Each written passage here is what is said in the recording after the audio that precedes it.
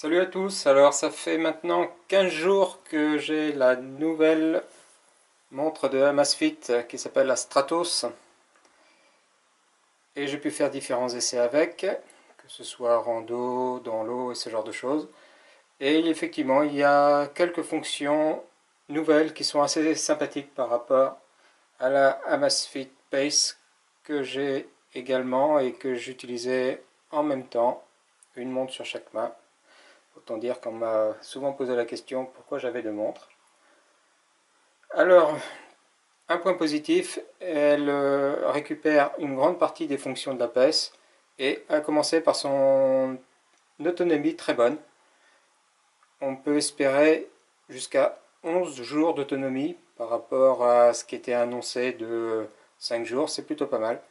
Par contre, quand je dis 11 jours, c'est en utilisation de montres basiques, c'est-à-dire juste les notifications Bluetooth. Pour preuve, on est maintenant lundi, je l'ai chargé dimanche dernier. Il me reste encore 9%, sachant que je l'ai utilisé 2 heures avec GPS. J'aurais pu donc gagner encore 2 jours sans l'utilisation GPS.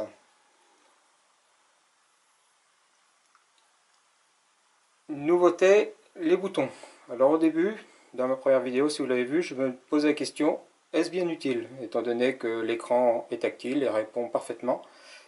Eh bien, la réponse est, pour les activités aquatiques, effectivement, les boutons sont utiles parce que l'écran tactile sous l'eau, avec les doigts mouillés, eh ben, c'est franchement pas pratique, ça répond plutôt moyennement. Pour ce qui est des menus, donc j'en parlais également et vous trouverez quelques captures d'écran sur mon article. Il y a quelques nouveautés, quelques fonctions d'affichage différentes.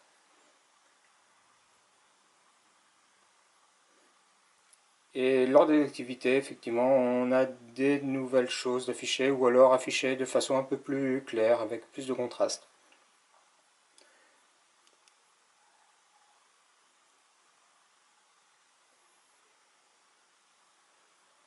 Alors la partie VO2, par contre, j'ai un peu de mal à comprendre comment ça fonctionne, ou alors ça fonctionne que avec certaines activités. Là, typiquement, c'est une activité aquatique. Je pense que, vu qu'on ne prend pas le pouls, ça ne fonctionne pas. En appuyant sur le bouton du haut, on retourne à l'écran. On a toujours, à partir du bas, le pilotage de choses Bluetooth et puis les dernières notifications. On a toujours à partir du haut l'accès aux paramètres et la gestion du Bluetooth, etc. Et le bouton, je ressors encore, ce bouton là permet d'activer directement un mode sport.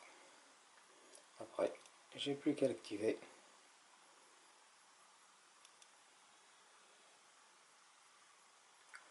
Voilà. Et là, avec le bouton du bas, on fait des kilaps, c'est-à-dire des tours. Avec le bouton du haut, on peut faire pause.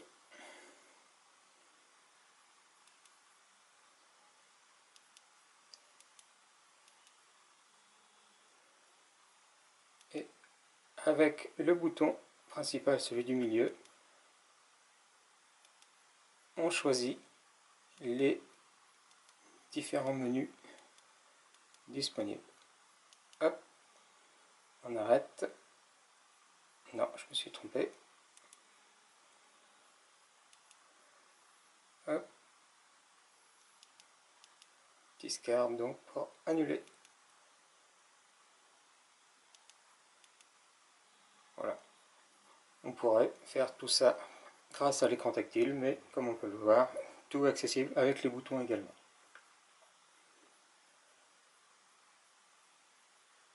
On a toujours le choix des différents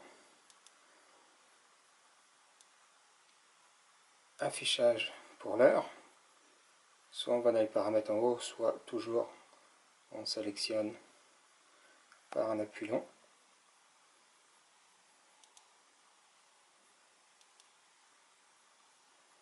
Il y a un nouveau affichage spécifique à cette montre. Revenons à la partie du mode étanche. Pour ce mode là, je suis un petit peu déçu, il manque une fonction.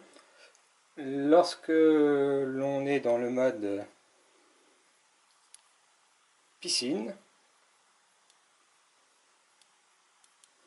eh bien la montre ne prend pas le pouls. Apparemment, il n'y a que certaines montres qui prennent le pouls.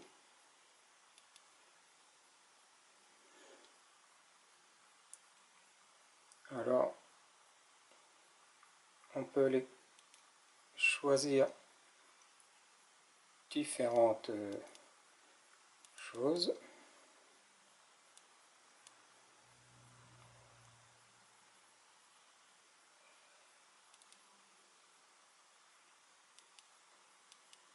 Setting, voilà. On peut choisir différentes choses, à commencer par la taille de la piscine. Donc il y a différentes tailles. Et puis, on peut également choisir une taille particulière. Vous voyez, on peut vraiment choisir toutes les tailles. C'est plutôt intéressant. Donc pour le mode piscine, il n'y a pas de GPS, étant donné qu'on est à l'intérieur, le GPS ne passerait pas. Et il n'y a pas le pouls. Par contre, il y a des tas de choses qui me disent, moi, pas grand chose, étant donné que je ne suis pas super sportif, mais ça donne les strokes, les paces, enfin plein de choses qui doivent dire des choses à ceux qui s'entraînent régulièrement en piscine. Et dans mon essai, elle m'a compté un tour de plus. J'avais fait 20 allers-retours, on en a compté 22. Bon, c'est les détections de changements. Bon. Pour ce qui est de la nage en extérieur, cette fois-ci on a le GPS qui est actif, toujours pas de pouls. Par contre, le GPS, eh bien, lorsqu'on a le bras sous l'eau, eh bien, ça passe mal. Et dans mon cas, c'était même de la plongée apnée que je faisais, et le peu de remontée à la surface font que j'ai peu de points GPS qui décrivent mon parcours.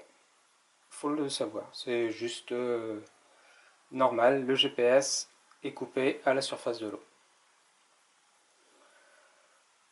Pour le reste, eh ben, c'est une très bonne montre. Le fait qu'elle soit étanche, eh bien, il n'y a plus besoin de se poser la question est-ce que je dois l'enlever, est-ce que je dois la garder. On peut aller dans toutes les piscines, toutes les activités. Et puis, elle reprend pour ceux qui ont déjà la PES, 98% des fonctions de la PES, 98% des menus. Et c'est toujours la même application sur smartphone. Donc, pas beaucoup de changements. Alors, à vous de faire votre choix. Allez, ciao!